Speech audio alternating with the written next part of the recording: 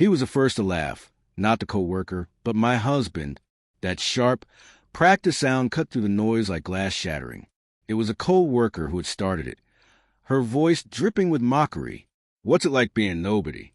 Your husband's the one earning while you just sit at home." The room erupted with laughter. Glasses clinked. My husband leaned back, grinning too wide, proud of the cruelty disguised as humor. I smiled, too, but mine wasn't the kind that joins in. It was deliberate, cold, and measured, a warning disguised as composure.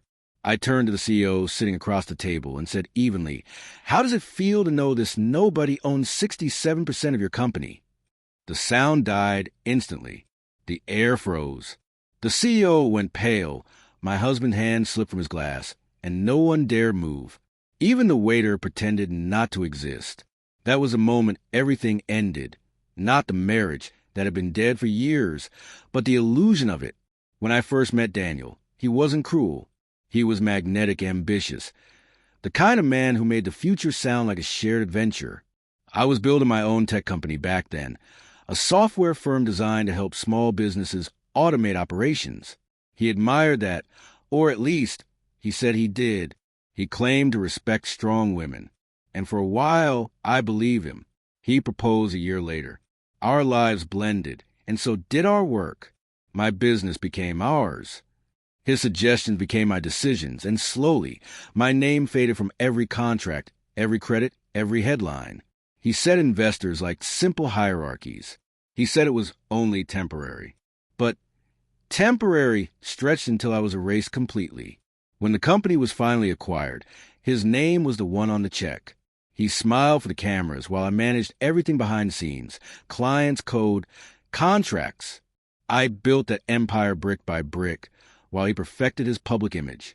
But I didn't care back then. I loved him, and love makes you blind. 3 years ago, the cracks started showing. Late nights, work dinners. Perfume that wasn't mine. His phone, always face down, always locked. Then one night I saw the photos. Him with her. The same coworker who'd laughed at me tonight. The pain was sharp, but I didn't scream. I didn't confront him. I watched and I learned. He underestimated me. Thought I was too emotional for business, too naive for strategy. That was his fatal mistake. While he slept beside me, I rebuilt my foundation in silence.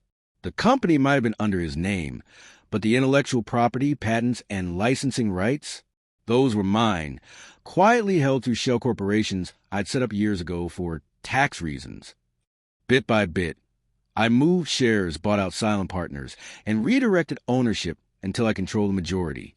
By the time he realized something was wrong, it was already too late. He thought I was heartbroken.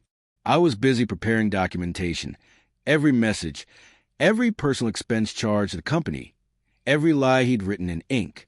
So when that dinner came, the company celebration with his boss, his lover, and his investors, I didn't need to plan revenge.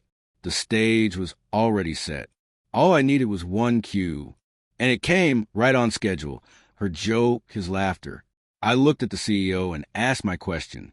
The words landed like a strike. Forks froze midair. The room went still. My husband tried to speak, but I slid a folder across the table. Ownership documents signed, sealed, verified. Check the registry. I told him. The CEO did. His expression told everyone what the data confirmed. Daniel's career didn't just stumble. It disintegrated. Within days, the affair went public. The board suspended him pending investigation. I filed for divorce 2 days later, citing financial misconduct. He called. He begged.